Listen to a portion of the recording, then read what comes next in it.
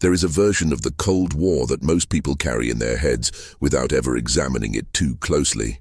It is the version where two superpowers stared each other down for 40 years, made a lot of noise, built a lot of weapons, and then one side simply stopped. No cities burned, no missiles flew, no nuclear exchange rewrote the geography of the Earth. And because none of that happened, the popular imagination tends to treat the Cold War as a kind of sustained bluff, a long and expensive performance of hostility that both sides somehow understood was not entirely serious. That version is wrong in ways that are difficult to fully absorb. The Cold War was not a performance. It was a series of real crises, real miscalculations, real mechanical failures, and real moments where the automated systems that both sides had built, specifically to function without human hesitation, came within fractions of a degree of doing exactly what they were designed to do. The reason those moments did not end in catastrophe is not that decision-makers were wise or that diplomacy functioned, or that either side possessed the clarity of purpose required to pull back from the edge. The reason is more unsettling than that. The reason is that a handful of individuals, most of them unknown to history, chose at isolated moments to trust their own instincts over the systems they were part of, and that those instincts happened to be correct, and that the physical conditions at the time happened to allow for a few extra minutes of hesitation, and that the communication lines that needed to be working were working. All of those conditions had to align simultaneously, and they did. And that is the only reason the world is still recognizable. This is not a story about heroism. It is a story about how close the margin actually was, and how little of that margin was the result of human wisdom or institutional competence. It is a story about bureaucratic machinery, about sealed files and classified after-action reports, about decisions that were made in basements and aboard submarines and in radar stations in the middle of nowhere by people who were tired and frightened and operating under protocols designed by committees who had never been in those situations.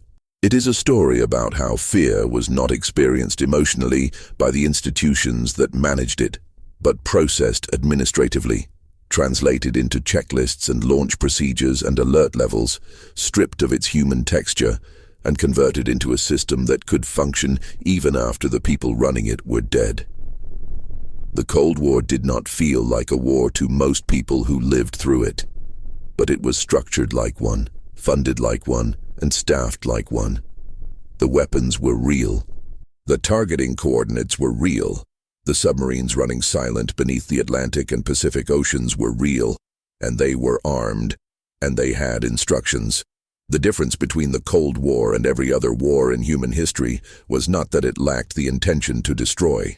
It was that destruction was held in a kind of permanent conditional tense, always grammatically future, always dependent on the other side going first, always one malfunction or one misread radar signature away from becoming present tense.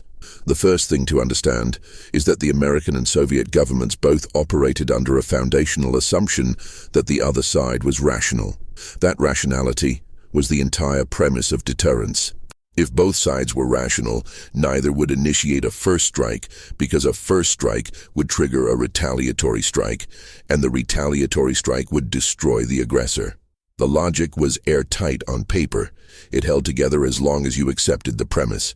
The problem was that the premise required not just that leadership be rational, but that every system in the chain of command function correctly, that every signal be interpreted accurately, that every piece of equipment perform as designed, and that every person in the chain behave predictably under conditions of extreme stress and incomplete information. None of those requirements were reliably met for 40 years, not even close.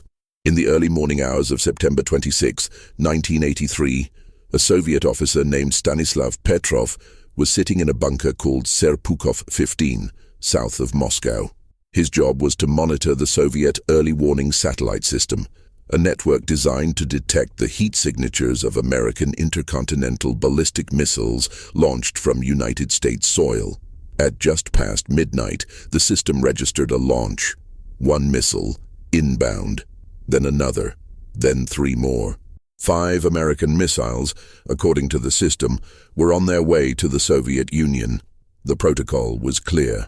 Petrov was supposed to report the launch to his superiors, who would then initiate the Soviet response.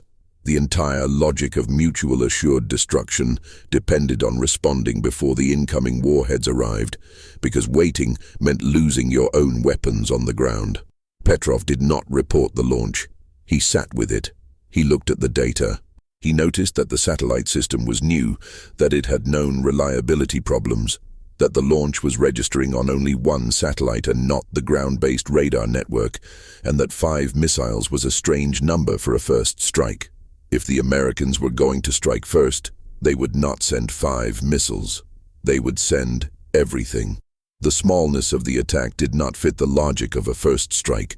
Petrov decided the system was malfunctioning and marked it as a false alarm. He was right. It was a false alarm. The satellite had misidentified sunlight reflected off cloud cover as missile exhaust.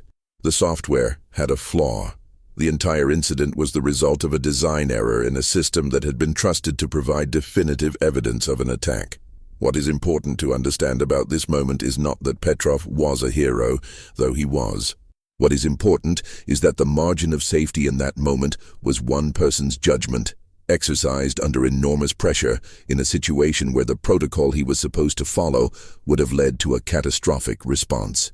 The Soviet leadership did not know about the incident for years. It was classified. Petrov was not commended. He was questioned about why he had deviated from procedure. The system did not recognize that a human had saved it from itself. The system was designed to minimize human judgment, and on that night, human judgment was the only thing that worked.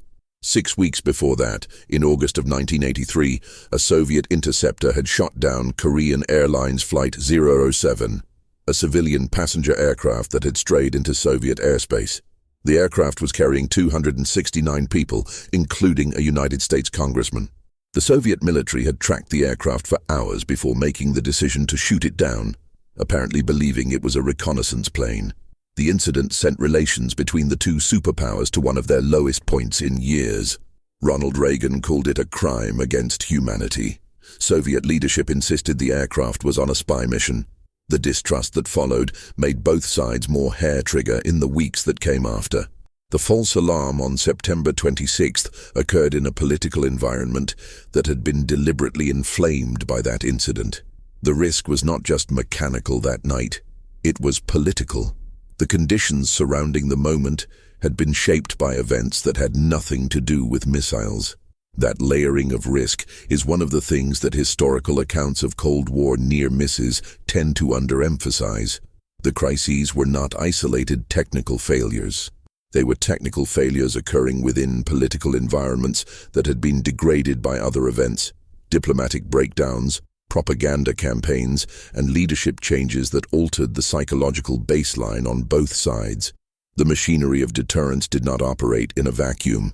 It operated in a context that was constantly shifting, constantly creating new conditions under which the same signal might be interpreted differently. The Cuban Missile Crisis is the event most people know. 13 days in October of 1962, Soviet missiles on the island of Cuba, American naval blockade, Kennedy and Khrushchev exchanging letters while the world waited.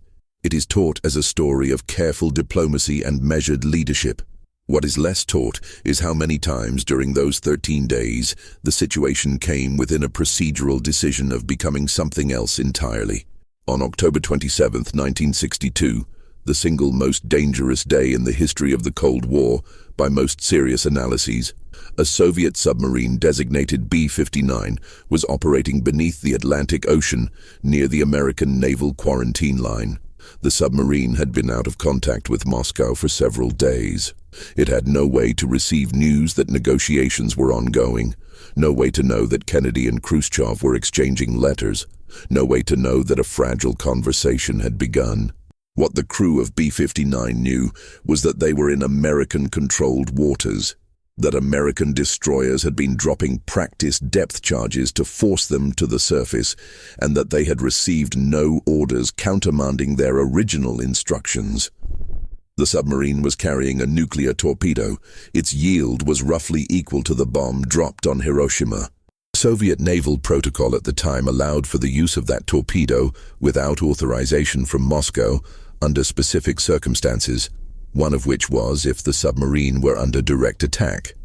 The captain of B-59, a man named Valentin Savitsky, concluded that the depth charges being dropped around his submarine constituted an attack. He ordered the torpedo armed and prepared for launch.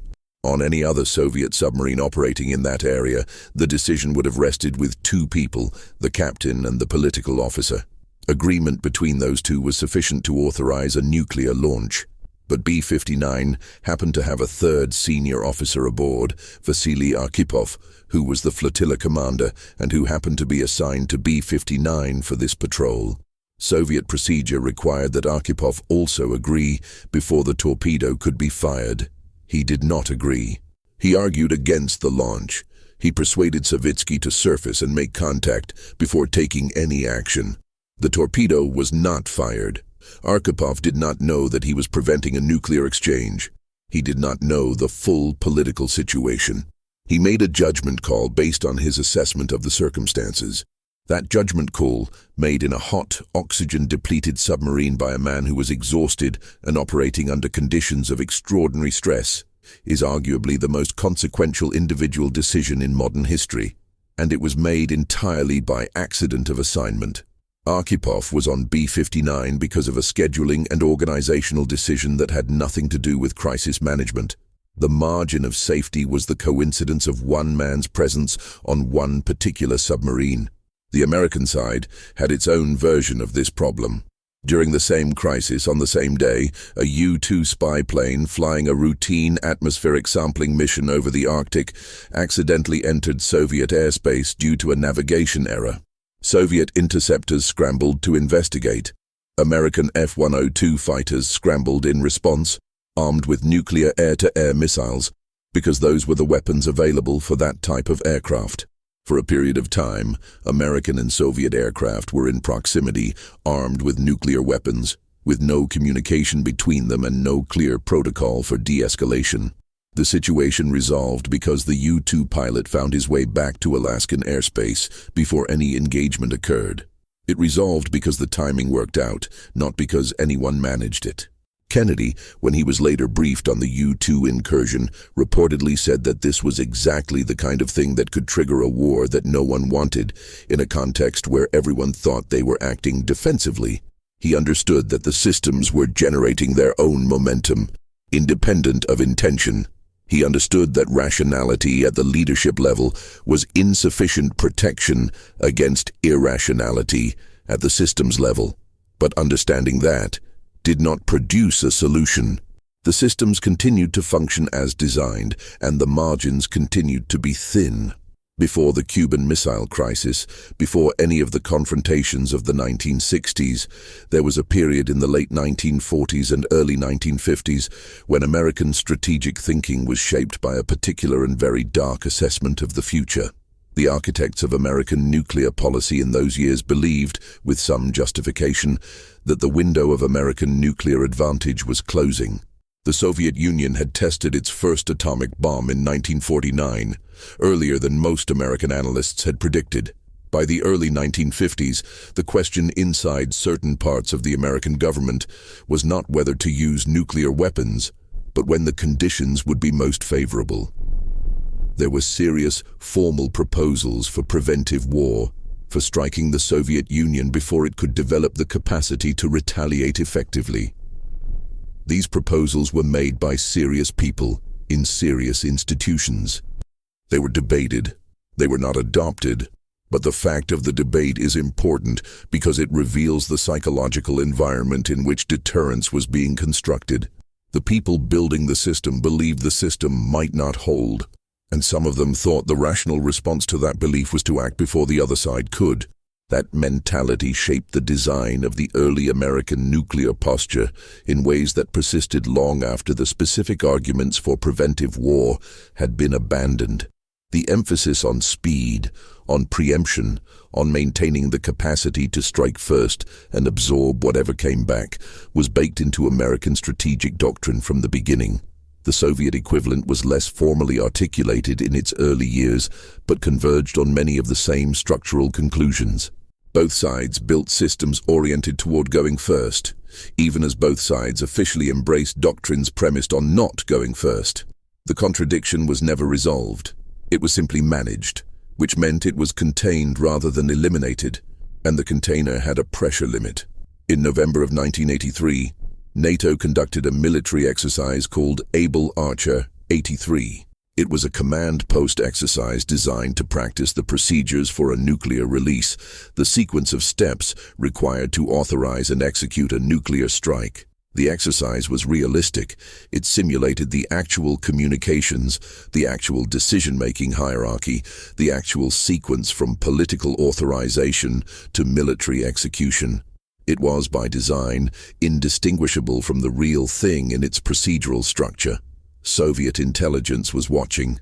The KGB and Soviet military intelligence had been operating under a directive called Operation Ryan since 1981, instructing their agents worldwide to watch for signs that the Americans were preparing a nuclear first strike.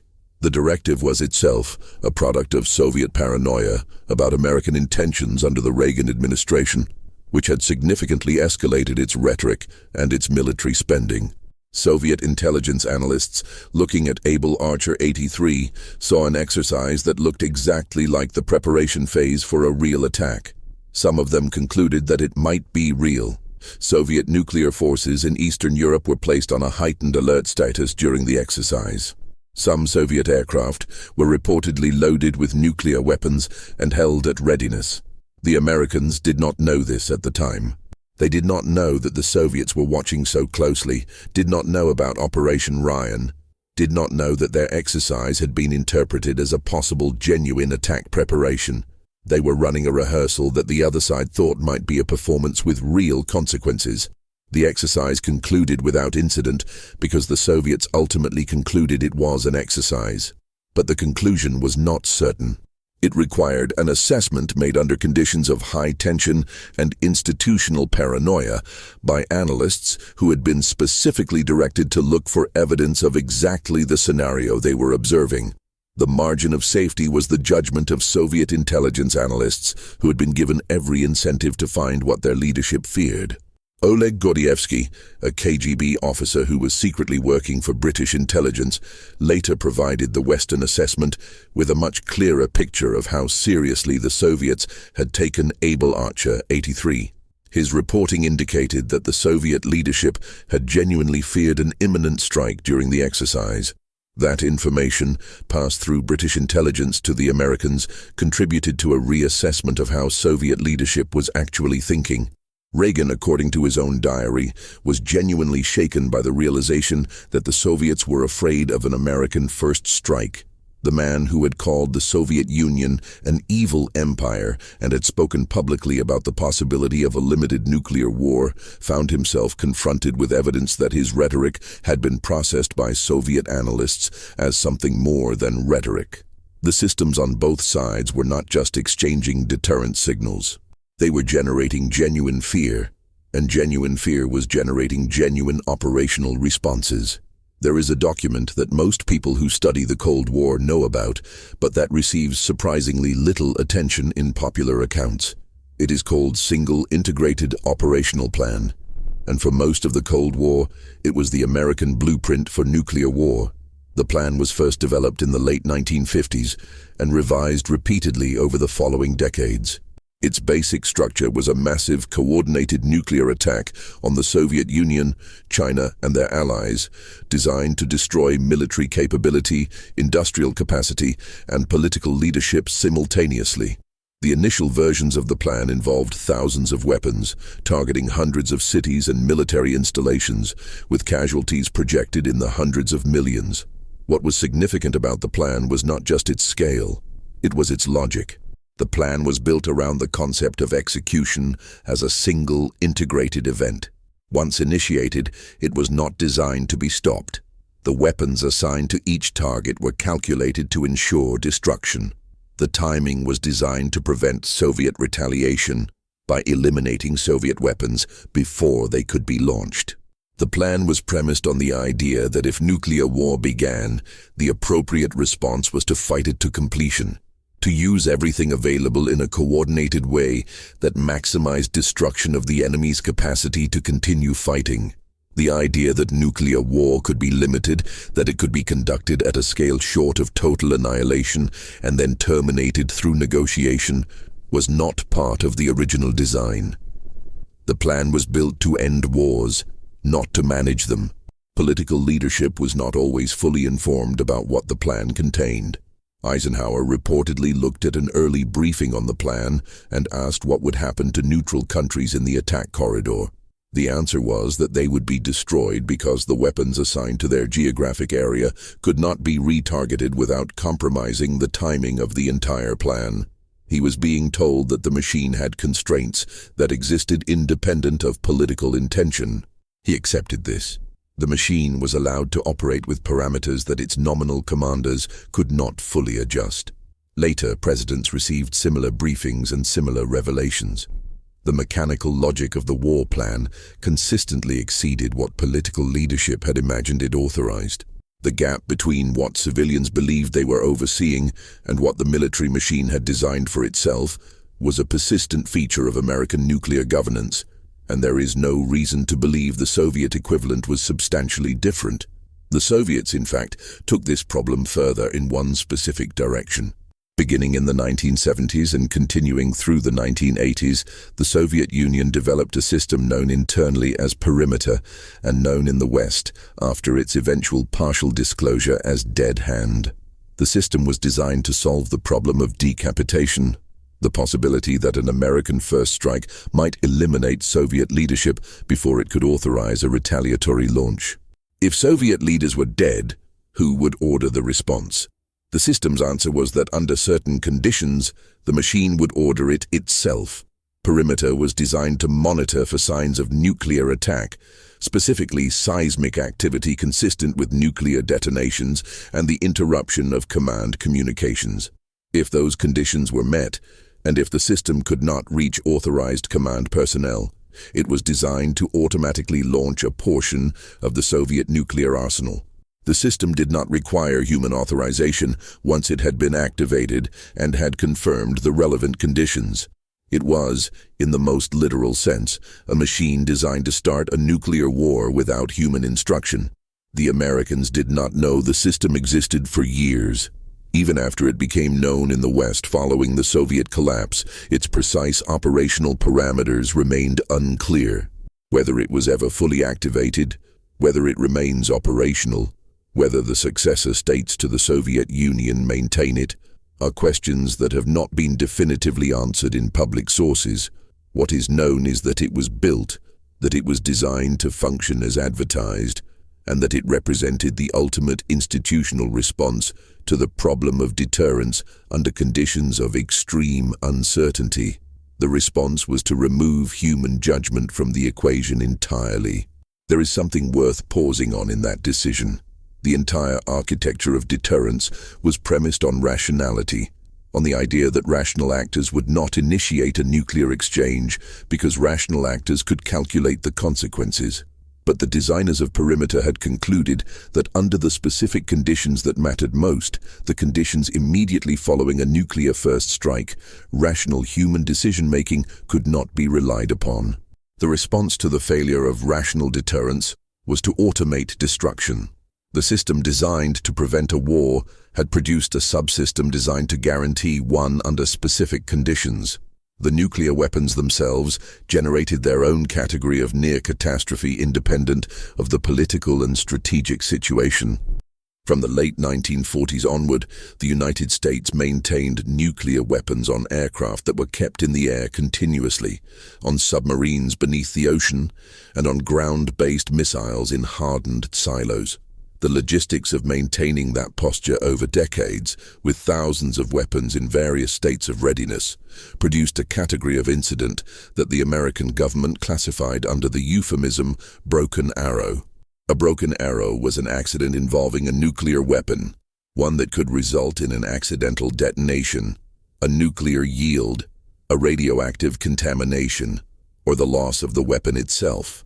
The number of confirmed broken arrow incidents is itself a matter of some uncertainty because not all of them have been fully declassified. The Department of Defense has officially acknowledged 32 such incidents between 1950 and 1980. Independent researchers and analysts believe the actual number is higher. The incidents range across a wide spectrum of severity. Some involved aircraft crashes in which nuclear weapons broke apart without detonating. Some involved weapons lost at sea and never recovered. Some involved conditions that came extremely close to producing an actual nuclear detonation. In January of 1961, a B-52 carrying 2 nuclear bombs broke apart in flight over North Carolina near the town of Goldsboro. Both bombs fell free of the aircraft. One landed in a field and was recovered largely intact. The other fell in a way that activated several of its arming mechanisms. An investigation later revealed that the bomb had cycled through 3 of 4 required stages for detonation. A single low-voltage switch prevented a nuclear explosion on American soil. The bomb had a yield of several megatons. The detonation would have been detectable from New York City. That incident was classified for decades. The people of Goldsboro did not know how close their county had come to being destroyed by an American weapon until documents were released through Freedom of Information Act requests decades later. The official acknowledgement, when it eventually came, was measured and administrative. It described the incident in technical language that drained it of its physical reality. 2 nuclear bombs fell on American soil, and one of them nearly detonated. That sentence, stated plainly, has a weight that the bureaucratic language surrounding it consistently works to dissipate. In 1968, a B-52 carrying 4 nuclear bombs crashed near Thule Air Base in Greenland. The conventional explosives in the weapons detonated on impact, scattering radioactive material across the sea ice. The nuclear cores of the weapons were destroyed or dispersed in the crash and subsequent fire. American and Danish teams spent months working to recover the material. The operation was classified. The Danish government had a policy forbidding nuclear weapons in its territory. The American government had been basing nuclear-armed aircraft at Thule in apparent violation of that policy. The incident raised the possibility of diplomatic consequences that were managed through a combination of classified negotiation and public silence. The full story of what was recovered and what was not is still not completely public. One of the weapon's secondary stages was never officially accounted for and may remain on the ocean floor beneath Baffin Bay. The question of what happens to nuclear weapons when the systems designed to control them fail is not abstract.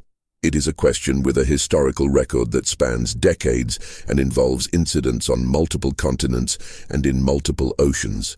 The record is incomplete because a substantial portion of it remains classified, and because some of the incidents occurred in circumstances that made full accounting impossible. The weapons that were lost at sea during accidents are not recoverable with current technology in most cases. They are where they fell. The radioactive material in them degrades over geological time. The conventional and nuclear components that are intact remain intact. There was a particular category of nuclear risk that emerged from the specific geography of the Cold War, from the fact that the 2 superpowers were not directly adjacent to each other, and that the most direct routes between their territories ran over the Arctic. The American Strategic Bomber Force, which was the primary delivery system for nuclear weapons in the first decade of the Cold War before intercontinental ballistic missiles became operational, flew routes that took them north, over Greenland and the Arctic Ocean, towards Soviet territory. The Soviet equivalent flew south and west, toward Europe and the North Atlantic. Both forces maintained airborne alert postures for extended periods, meaning nuclear-armed aircraft were in the air continuously. The airborne alert posture was itself a response to a specific fear, that a Soviet surprise attack might destroy American bombers on the ground before they could be launched. If the planes were in the air, they could not be destroyed by a ground strike. The logic was sound within its own framework. The operational consequence was that nuclear weapons were in the air over populated territory for extended periods. subject to all the mechanical and human failures that affect any aircraft operation. The Goldsboro incident was an airborne alert mission. The Thule incident was an airborne alert mission. Both resulted from the decision that keeping weapons in the air was safer than leaving them on the ground, a decision that was correct in its strategic logic and catastrophically risky in its operational reality. The Soviet Union faced the same pressures and made many of the same decisions. Soviet nuclear submarines were at sea. Soviet bomber forces were in the air. Soviet ground-based missiles were at varying levels of readiness, depending on the political temperature. The Soviet record of nuclear accidents is less completely documented in public sources than the American record, partly because Soviet classification practices were more extensive, and partly because the collapse of the Soviet Union produced an incomplete archival opening.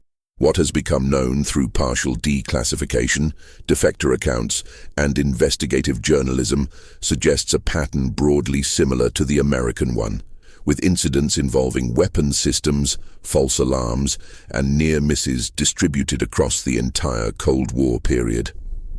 One area where the Soviet record is particularly thin involves their submarine force. Soviet submarines experienced a number of serious accidents during the Cold War, several of which involved nuclear weapons or nuclear reactors. The K-19 submarine, which experienced a reactor coolant failure in 1961 that was managed only through improvised repair work by crew members who received fatal radiation doses, is one of the better documented cases. The crew members who performed the repair work died within weeks. The submarine was saved, and with it, the nuclear warheads it was carrying. The incident was classified and remained unknown in the West for decades. The Soviet sailors who died in that repair were not publicly acknowledged as heroes of the nuclear program. They were classified data points. The K-129 submarine, which sank in the Pacific Ocean in 1968 under circumstances that remain partially unclear, was carrying nuclear weapons. The Americans located the wreck with their own surveillance systems before the Soviets had definitively fixed its position. The CIA, under a project called Azorian, attempted to raise the submarine using a specially designed ship. The project was one of the most ambitious covert operations in American history and one of the most expensive. The public cover story was that the ship was a commercial deep-sea mining vessel. The actual purpose was to recover Soviet nuclear weapons, code books, and cryptographic equipment from the ocean floor. The project partially succeeded in 1974, though how much of the submarine was recovered and what was found in the recovered sections remains partially classified. The operation was revealed when documents were leaked to the press in 1975, producing one of the more surreal moments of Cold War disclosure, as the CIA's cover story collapsed in real time, while the agency attempted to negotiate with journalists about what could be published. That incident illustrates another dimension of Cold War risk that is easy to underestimate. Both sides were constantly engaged in intelligence operations that were designed to gather information about the other side's weapons capabilities, and those operations involved direct contact with military systems that were armed and potentially dangerous. American submarines regularly penetrated Soviet territorial waters to tap underwater communications cables and monitor military exercises. Soviet trawlers and intelligence ships monitored American naval operations. Both sides flew reconnaissance missions along and occasionally across the other's borders. The intelligence operations were not passive. They involved close approaches, intercepts, and incidents that could generate exactly the kind of ambiguous situation that, in a high-tension environment, could be misread as a hostile act. The shoot-down of Francis Gary Powers in his U-2 spy plane over the Soviet Union in May of 1960 is the best-known example of an intelligence operation producing a diplomatic crisis. Powers was on a mission to photograph Soviet missile installations when his aircraft was hit by a Soviet surface-to-air missile. The Eisenhower administration initially denied the nature of the flight, claiming it was a weather research mission. When the Soviets produced Powers alive, along with portions of the aircraft, the cover story collapsed. Eisenhower had to acknowledge that the United States had been conducting systematic espionage over Soviet territory. Khrushchev used the incident to collapse a planned summit meeting in Paris that had been expected to make progress on reducing tensions. The spy plane became a political weapon that undid months of diplomatic effort. What is less known about that incident is how close it came to producing a more serious military response. The Soviet air defense system had been tracking U-2 flights for some time before managing to bring one down. The difficulty of intercepting the high-altitude aircraft had been a source of considerable frustration in the Soviet military. When the U-2 was finally downed, there were Soviet MiG fighters in the area that had been scrambled to intercept it. In the confusion, some of those fighters were fired upon by Soviet surface-to-air missiles, whose operators could not distinguish them from the U-2. Several Soviet pilots were killed by their own air defense system in the attempt to shoot down an American spy plane. Those deaths were classified.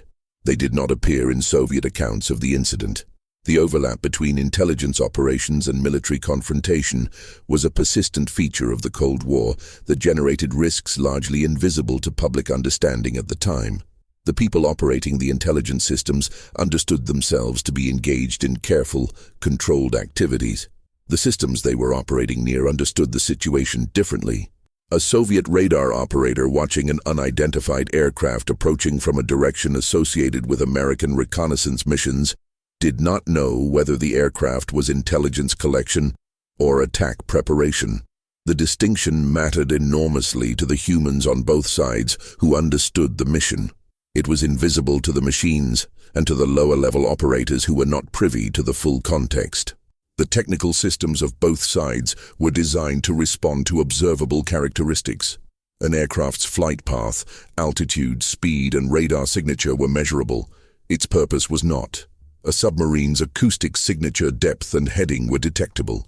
Whether it was gathering intelligence or preparing to launch a weapon was not. The detection systems created data. Human interpretation converted data into meaning, and human interpretation occurring under time pressure with incomplete information in an environment calibrated toward worst-case assessment was not a reliable source of accurate meaning. There is a technical term in systems design for what happens when the machines designed to provide safety information begin to generate ambiguous or false signals at a rate that overwhelms the ability of human operators to assess them accurately. The term is alert fatigue. The concept is simple. If a system generates too many alerts, and if a significant proportion of those alerts turn out to be false alarms, operators learn to discount the alerts. They become habituated to the signal. When a real alert arrives, it looks like all the false ones. The response time slows. The threshold for taking action rises. This is not a failure of individual operators. It is a predictable systemic response to a design problem. Both the American and Soviet early warning systems generated false alarms at rates that produced exactly this effect. The American NORAD early warning system, responsible for detecting incoming Soviet missiles, generated hundreds of false alerts over the course of the Cold War. Most were immediately identified as false alarms caused by equipment malfunctions, atmospheric conditions, or software errors. Some were not immediately identified. Some required minutes or longer to assess.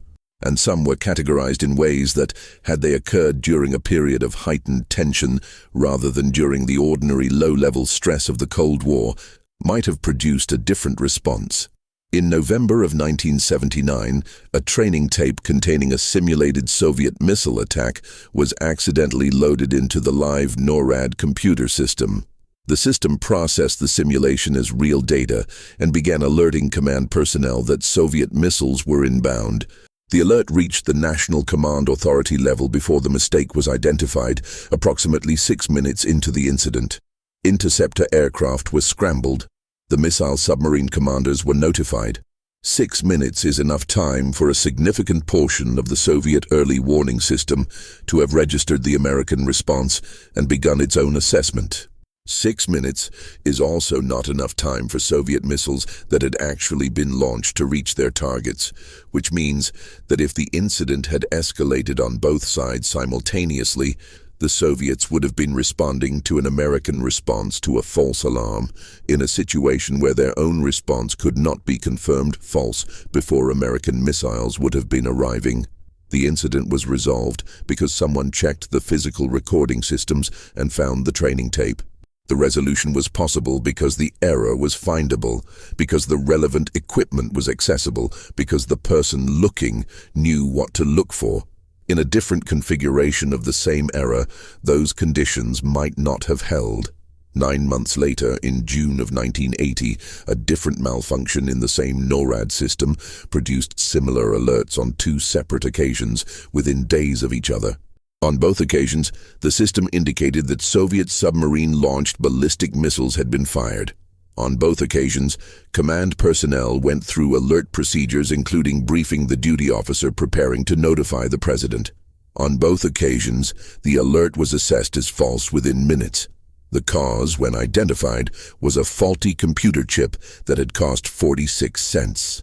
A 46-cent component in the early warning system for American nuclear forces had produced 2 alerts that reached near presidential levels within a span of days. The chip was replaced. The system continued to function with the same fundamental architecture and the same fundamental vulnerability to component failures at critical points. The mathematics of the Cold War are worth sitting with for a moment. The confrontation lasted approximately 40 years. During that time, both sides maintained thousands of nuclear weapons in various states of readiness. The command and control systems for those weapons involved millions of individual components, thousands of personnel, and hundreds of distinct protocols and procedures. The probability that any individual component would fail, that any individual person would make an error, that any individual protocol would be misapplied, was not zero. Across 40 years and millions of components and thousands of personnel, the accumulation of such probabilities produces a near certainty that failures would occur. The remarkable thing is not that there were near misses. The remarkable thing is that the near misses did not compound. That compounding was prevented not by the design of the systems, but by the interventions of individual people who, in specific moments, chose to trust their own judgment over the procedures they had been given. The people who made those choices were not special in ways that the systems could replicate. Petrov was an experienced officer who happened to be working that particular shift. Arkhipov was a senior officer who happened to be aboard that particular submarine. The people who caught the training tape error at NORAD were technicians performing routine checks. None of them had been selected for the role of preventing nuclear war. None of them had been trained specifically for the moment they faced. They were people doing jobs who found themselves in situations their jobs had not fully prepared them for, and they responded with a combination of experience, intuition, and the specific accident of having enough time and information to act. That those conditions aligned is not a tribute to the design of the systems. It is a tribute to probability distributions that happen to fall favorably in a finite number of critical instances. There is no mechanism that guarantees they will continue to fall favorably. The economics of the Cold War created their own category of risk that is distinct from the strategic and technical risks, but deeply connected to them. Both the United States and the Soviet Union devoted extraordinary proportions of their national output to the maintenance of the military confrontation. For the Soviet Union, the burden was proportionally larger and ultimately unsustainable. The Soviet military-industrial complex absorbed resources that would have otherwise gone to consumer production, agricultural development, and civilian infrastructure. The result was a society that could manufacture advanced weapon systems at world-class levels while experiencing chronic shortages of basic consumer goods. The economic distortion had operational consequences. The Soviet military operated with equipment that was often better resourced than any other sector of the economy, but that was still maintained within a system of pervasive institutional dysfunction. Quality control issues, supply chain failures, and personnel problems that were endemic to Soviet economic management did not stop at the gates of military installations. They appeared in the maintenance records of military equipment, in the training standards of military personnel, and in the reliability of military systems. The Soviet nuclear arsenal was maintained by a military organization operating within the same economic context that produced empty grocery store shelves. This is not to suggest that Soviet nuclear weapons were unreliable in any way that would have produced accidental detonations in the ordinary course of operations. The evidence does not support that conclusion. It is to suggest that the systemic pressures of managing a large military establishment within a dysfunctional economic system created conditions in which the safety margins around nuclear weapons were likely thinner than formal safety protocols acknowledged. The formal protocols described what should happen. The economic context described what was actually possible. The gap between those two descriptions was filled with improvisation, workarounds, and the kind of institutional deception that characterizes any large organization in which admitting problems has severe personal consequences. The American side had different but not entirely dissimilar pressures. The American military-industrial complex operated within a competitive commercial economy, which solved some of the Soviet supply chain problems, but created others. Defense contractors competed for contracts, and competition created incentives to understate problems with systems in development, to overstate capabilities in testing environments, and to deliver products on schedule at the expense of thoroughness. The nuclear weapon systems that were deployed during the Cold War were developed under procurement processes that had all of the incentive structures of large competitive industries, including the tendency to suppress information about problems until those problems became undeniable. The safety mechanisms on American nuclear weapons were repeatedly found, upon review, to be less reliable than they had been described to be. The permissive action link system, designed to prevent unauthorized use of nuclear weapons by requiring a code to arm them, was not uniformly implemented across the American arsenal until well into the 1960s, and even after implementation there were questions about whether the codes actually provided the protection they were advertised to provide. An investigation by researchers at Sandia National Laboratories in the 1960s reportedly found that some early nuclear weapons had been designed in ways that made them susceptible to accidental detonation under specific circumstances. The investigation produced internal concern. It produced procedural changes. It did not produce a public accounting. There is a pattern across the entire Cold War history of institutional disclosure that is worth naming directly. When problems with nuclear systems were discovered, the response was consistently to fix the problem and classify the discovery. The classification served multiple purposes simultaneously. It protected genuinely sensitive information about weapons capabilities. It prevented adversaries from knowing about vulnerabilities. And it prevented domestic political accountability by keeping the public unaware of risks that were being managed on their behalf, without their knowledge. The three purposes were real, and they were in genuine tension with each other. Protecting genuinely sensitive information was a legitimate security interest. Preventing adversaries from knowing about vulnerabilities was also legitimate, but it served the same practical function as preventing political accountability, because the information could not be separated. The same classified document that described a weapons vulnerability also described the existence of a problem that the public had not been told about, and might have had strong views about if they had known. The result was that for 40 years, the publics of both major nuclear powers were living in a risk environment that their governments understood substantially better than they did, and that understanding was being used to manage the risk rather than to inform the public about it. The social contract of the Cold War included an implicit agreement, made by governments on behalf of their citizens without consulting them, that certain categories of risk would be accepted and managed in secret. Citizens who happened to live near nuclear weapons storage facilities or under the flight paths of nuclear-armed aircraft or downwind of testing sites were exposed to risks about which they were either not informed or actively misinformed.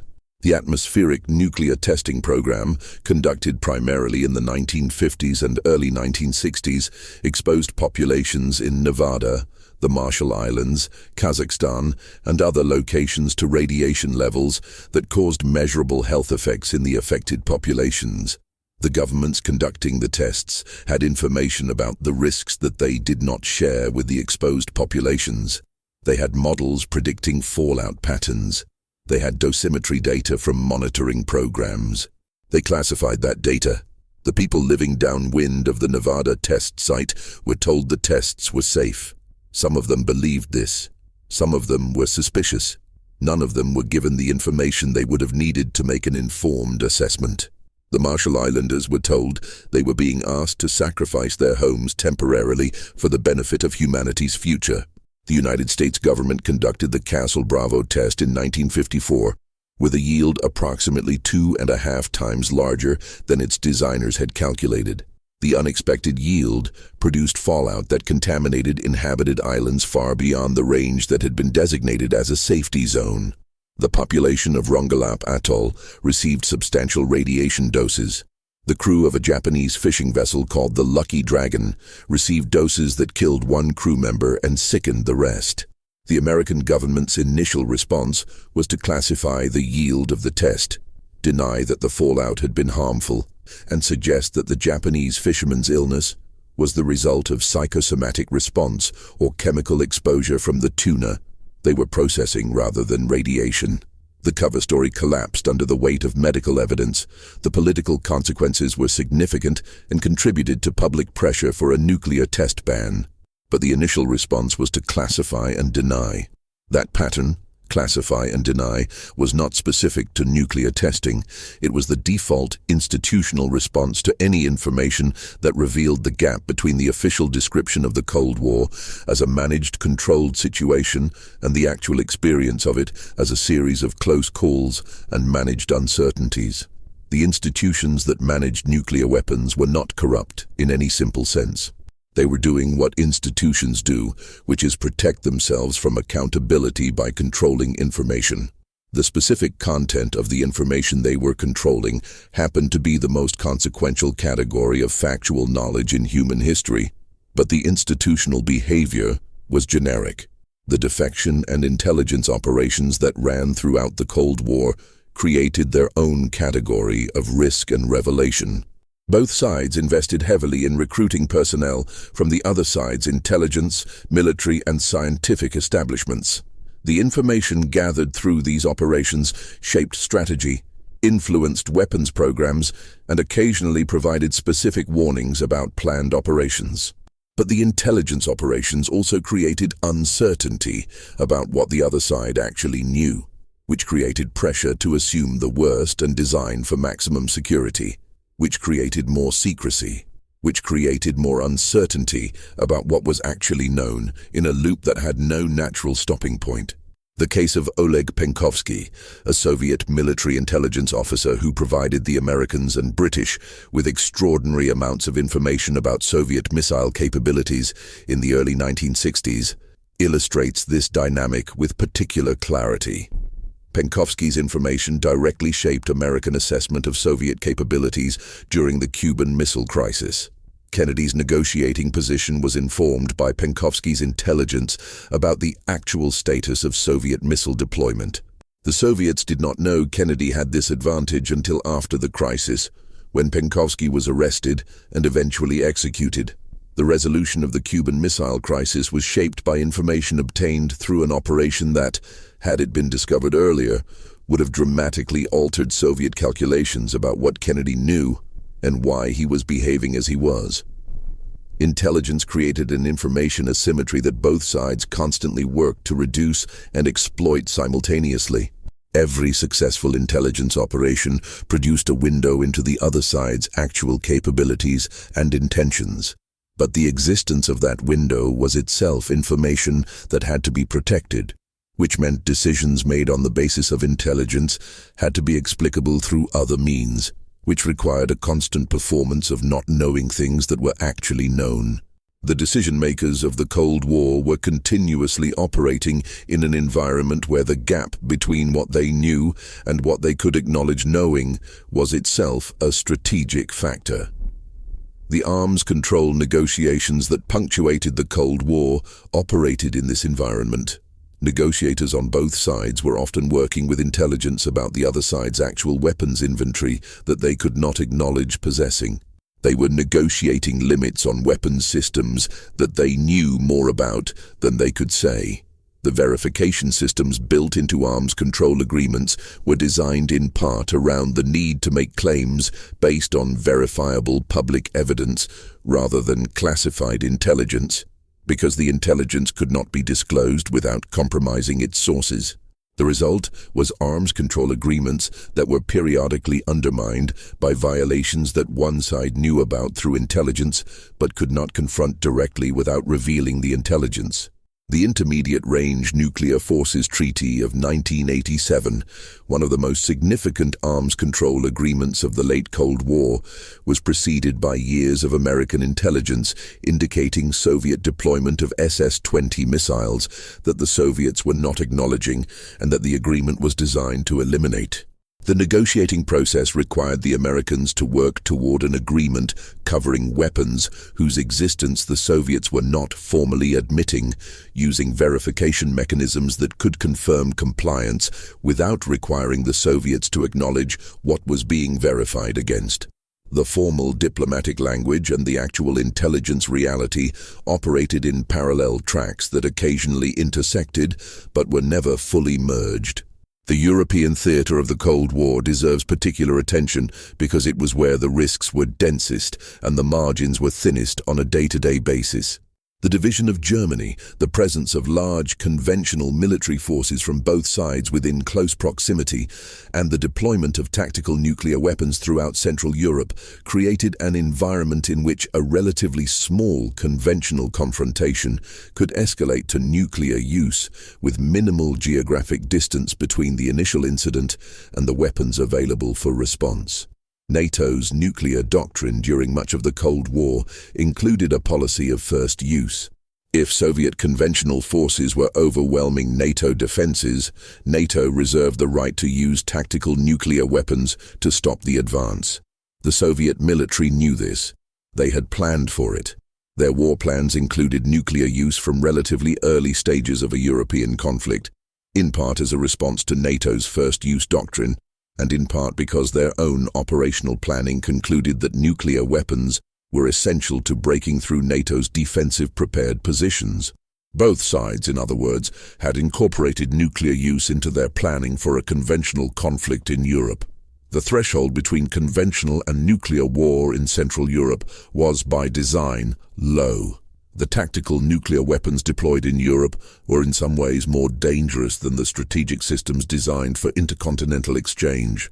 The tactical weapons were smaller, were deployed closer to potential combat zones, were managed by a wider range of personnel, and were subject to more fluid command and control arrangements.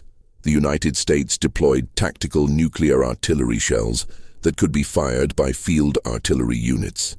It deployed nuclear landmines designed to be emplaced and detonated in the path of an advancing enemy. It deployed short-range missiles with nuclear warheads. All of these weapons required command authority chains that were shorter and more dispersed than those for strategic weapons, because tactical situations developed faster and the weapons needed to be available faster. The shorter command chains created authorization problems. How far down the military hierarchy could nuclear release authority be delegated? Under what conditions could a field commander use a tactical nuclear weapon without explicit authorization from political leadership?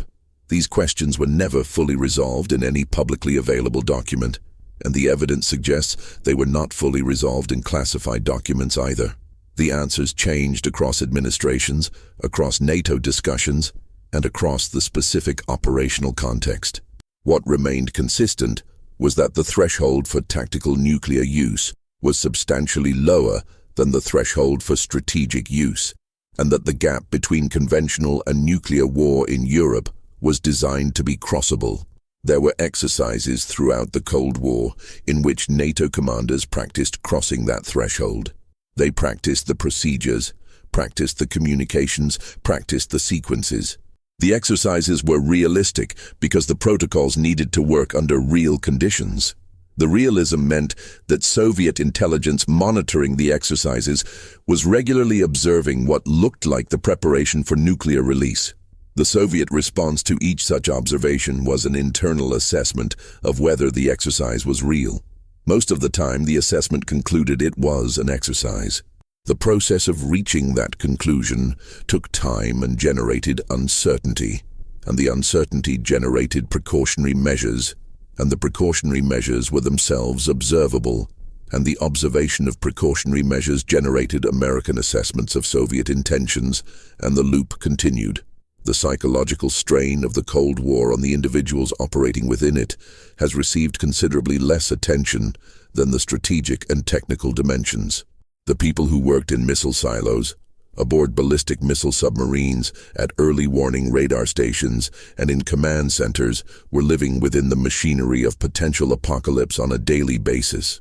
The professional culture of those environments required a particular kind of compartmentalization, an ability to perform technical duties with precision and reliability, while not dwelling on the ultimate purpose of those duties, or the possibility that they might be called upon to execute them.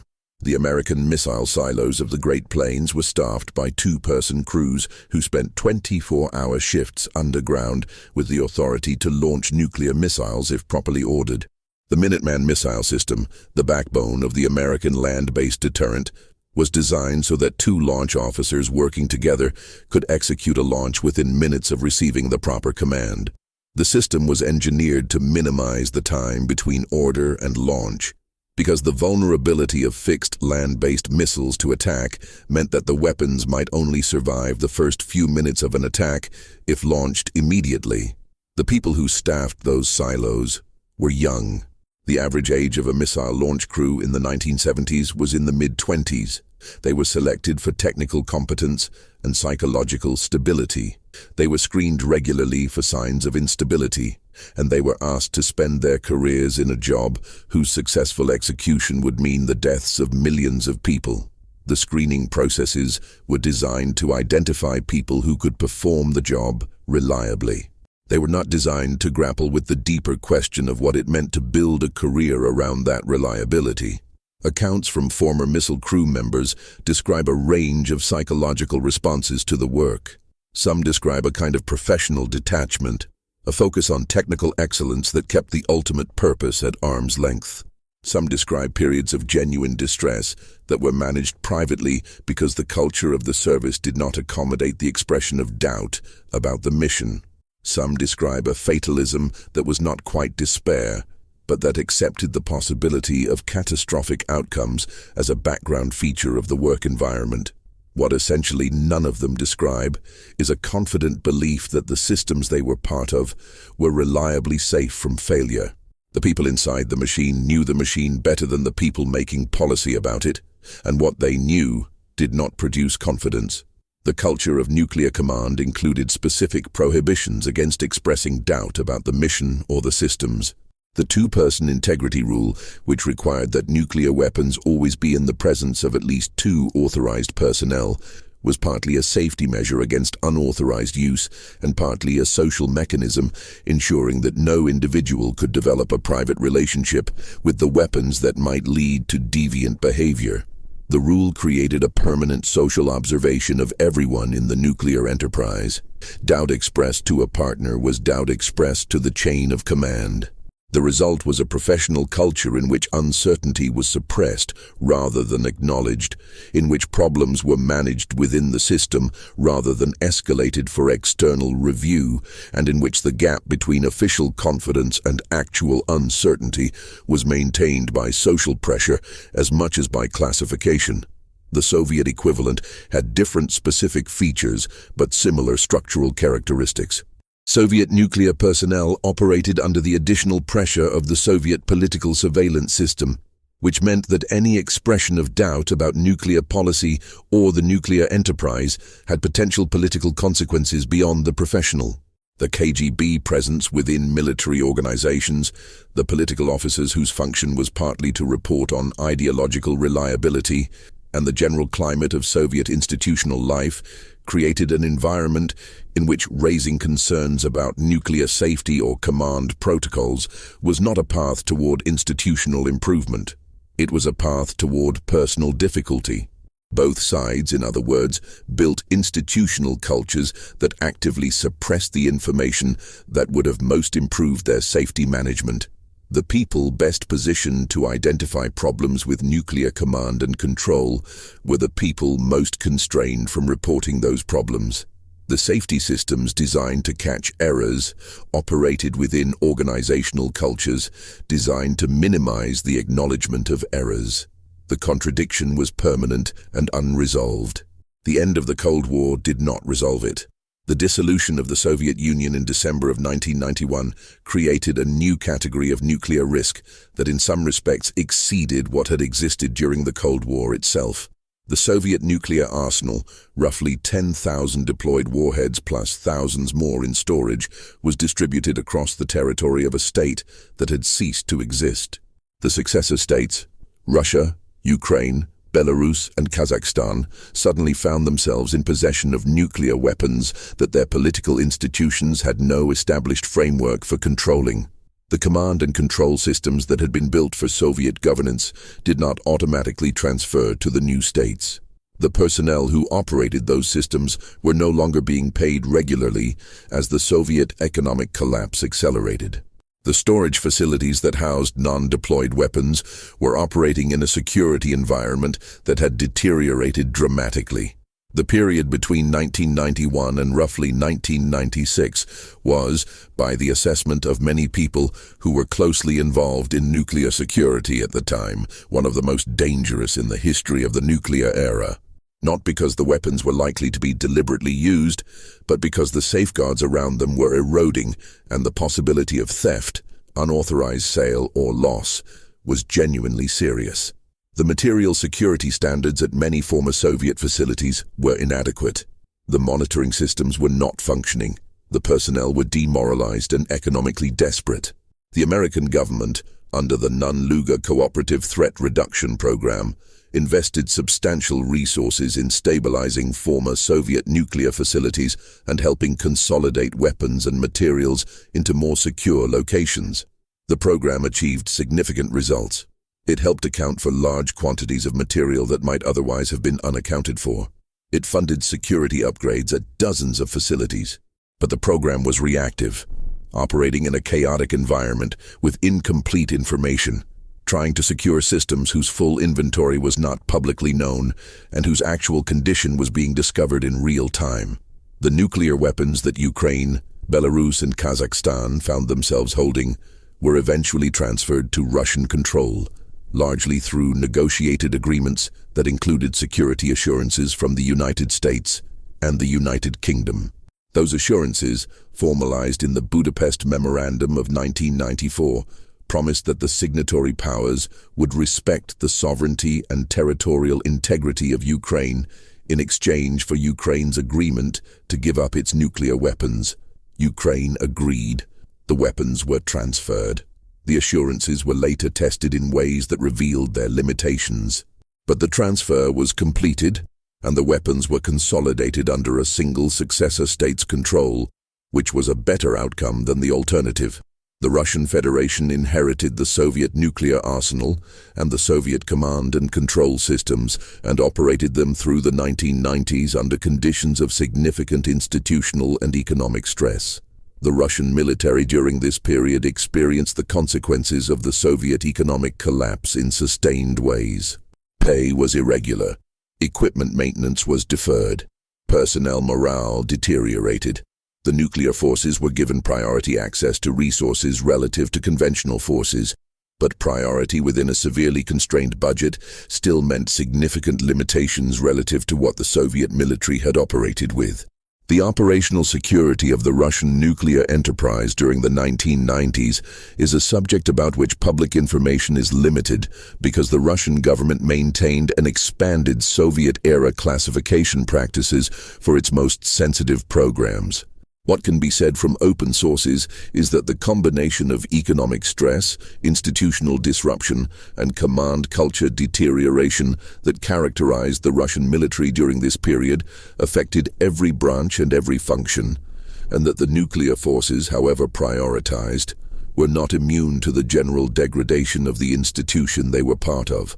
The Cold War, as a strategic confrontation, ended with the dissolution of the Soviet Union. The systems built to sustain that confrontation did not end with it. The nuclear weapons remained. The submarines remained at sea. The missiles remained in their silos.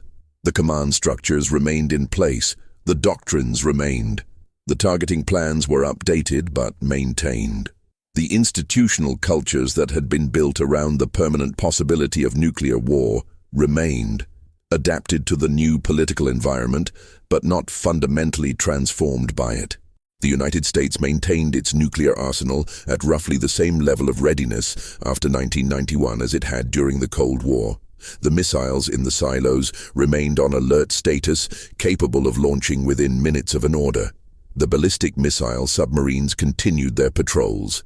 The command and control systems continued to function on the same basic architecture they had been built on during the Cold War, updated with newer technology, but structured around the same fundamental operational logic.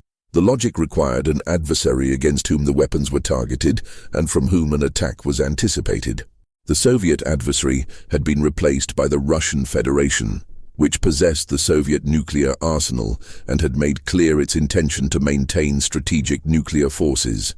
The weapons remained pointed at each other by default, not because a new confrontation had been deliberately created, but because changing the default required positive action that was not taken. The inertia of the systems was itself a policy outcome. The treaties that were negotiated in the 1990s and 2000s, START I, START II, and later the Moscow Treaty and New START, reduced the numbers of deployed weapons on both sides. The reductions were significant in absolute terms. They did not reduce the fundamental architecture of mutual deterrence, and they did not address the alert status issue. Large numbers of American and Russian nuclear weapons remained on hair-trigger alert, capable of launch within minutes of an order through the entire post-Cold War period and into the present. The operational risk created by that alert status, the risk of accidental or unauthorized launch, of false alarms generating responses, of technical failures compounding, did not diminish with the end of the Cold War. It was inherited by the post-Cold War world as part of the institutional legacy of the previous 40 years. There is a particular irony in the fact that the Cold War ended partly because Soviet leadership, under Mikhail Gorbachev, concluded that the confrontation was unsustainable and that a different approach was possible.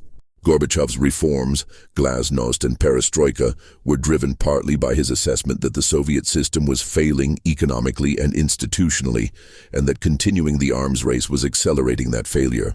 His decision to allow the Warsaw Pact states to determine their own political futures without Soviet military intervention, his willingness to accept German reunification within NATO, and his negotiations of arms control agreements that made genuine reductions rather than accounting exercises, were all products of a judgment that the confrontation had to change.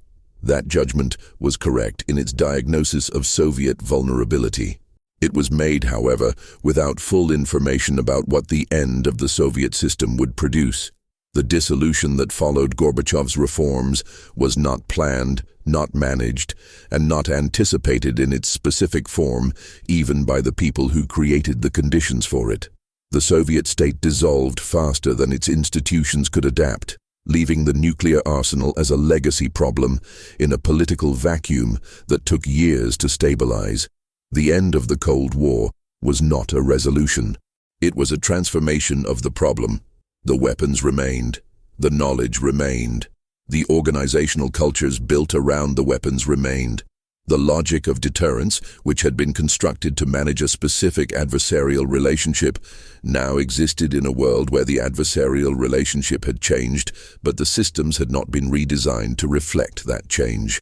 The countries that had built their security on the possession of nuclear weapons continued to possess them, continued to build doctrine around them, and continued to maintain them at levels of readiness that reflected the threat assessments of a confrontation that no longer existed in the form that had produced those assessments. The systems designed to prevent the Cold War from becoming a hot one are still running. They are running in countries that were not part of the original Cold War confrontation. They are running in countries whose political institutions are less stable than those of the original nuclear powers. They are running in a world where the number of people with meaningful knowledge of nuclear weapons design has increased substantially since the Soviet Union's technical establishment dispersed in the 1990s. They are running in a world where the early warning systems, the command and control protocols, the launch procedures, and the targeting databases have all been updated with newer technology, but have not been fundamentally reconceived from the ground up. The last Cold War near-miss that is now known in anything like detail occurred in 1995 after the Cold War had officially ended. On January 25th of that year, a Norwegian scientific rocket was launched from an island off the Norwegian coast to study the aurora borealis. The rocket's trajectory, observed by Russian radar, resembled the trajectory of a submarine-launched ballistic missile. Russian early warning systems generated an alert. The alert was elevated to the point where the Russian nuclear briefcase, the device used to transmit launch orders, was reportedly activated and passed to Boris Yeltsin. Russian military leadership had several minutes to assess the situation before the rocket's trajectory became clearly inconsistent with a nuclear attack profile. It was assessed correctly as a scientific rocket. The Norwegian government had notified Russia of the launch through established channels. The notification had apparently not reached the relevant Russian military personnel. The communication failure that produced the incident was the same kind of communication failure, a message sent through the right channels not reaching the right people, that had been producing near misses for the entire Cold War. After the Cold War had ended, on a clear political day with no particular elevation of tensions, the systems generated an alert that reached presidential level and required several minutes to resolve. The Cold War ended. The machinery it built did not.